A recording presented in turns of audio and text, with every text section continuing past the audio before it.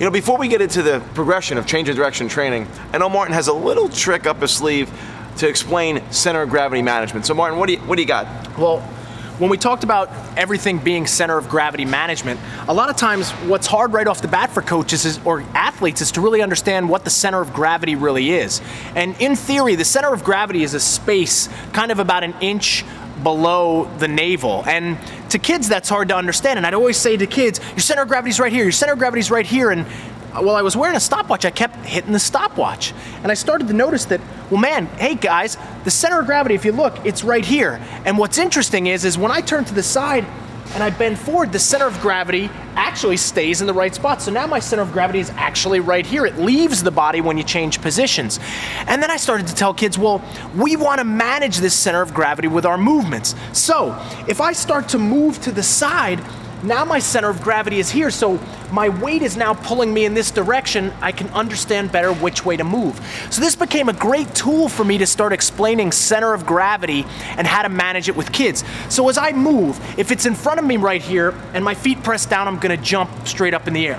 But now as I move to the side and the center of gravity changes and now I press, I'm gonna go in the direction of that center of gravity. So this became a great tool for you as a coach to maybe explain to kids, but to understand.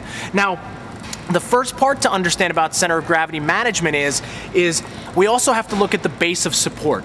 So right here, my base of support is very narrow. And my center of gravity right now is as far away from it as it could be. So the further my center of gravity is away from a narrow base of support, the more unstable I become.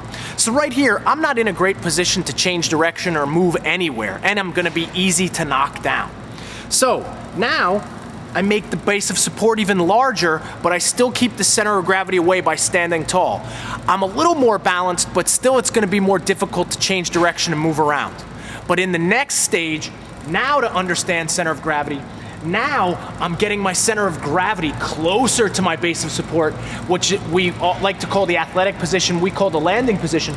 Now I'm in a position to really move side to side, and this stopwatch is a great tool, a great little trick to key that for kids. So hey, where's your center of gravity at in relation to your base of support?